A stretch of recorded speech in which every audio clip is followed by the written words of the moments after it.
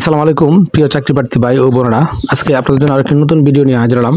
আর এই ভিডিওতে আমরা আলোচনা করব কর কমিশনার কার্যালয় কর অঞ্চল 11 একটা নিয়োগ বিজ্ঞপ্তি প্রকাশ করেছে। আমি সেই নিয়োগ বিজ্ঞপ্তি নিয়ে বিস্তারিতভাবে আলোচনা করার চেষ্টা করব।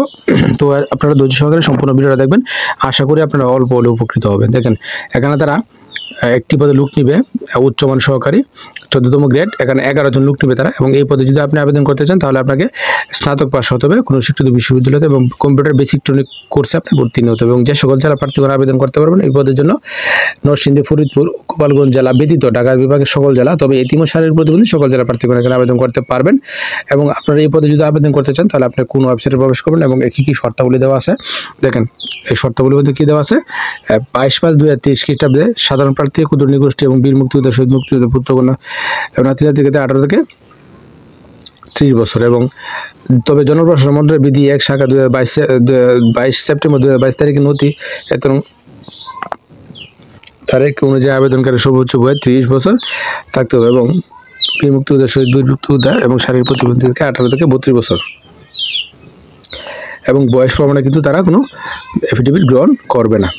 এবং সরকারি, আধা সরকারি, স্বায়ত্তশাসিত প্রতিষ্ঠান যারা কর্মরত আছেন তারা অবশ্যই মৌখিক পরীক্ষার সময় আপনাকে অনুমতিপত্র দাখিল করতে হবে। এবং আপনি কোন ওয়েবসাইটে প্রবেশ করে আবেদন করবেন, আবেদন করার ওয়েবসাইটে কি text11.teletalk.com.bd এই ওয়েবসাইটে প্রবেশ করে আপনি আবেদনটা করবেন। এবং আবেদনের শুরুর তারিখ দেখেন কত তারিখ থেকে।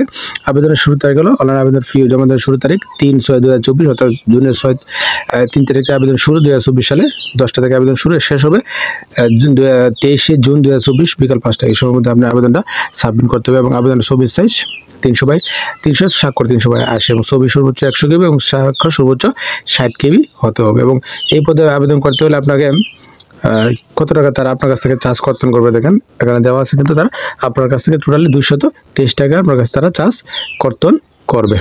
তো এবং এই পদগুলোতে আবেদন করতে আরোগুলো শর্ত আছে, এই শর্তগুলো দেওয়া আছে। আপনারা এই সবগুলো শর্ত দেবেন, যে শর্তগুলো দেওয়া আছে। শর্তগুলো কী কী: লিখিত পরীক্ষা উত্তীর্ণ প্রার্থীদেরকে মৌখিক পরীক্ষার সময় নিম্নবর্ণিত কাগজপত্রগুলো আপনাকে দাখিল করতে হবে।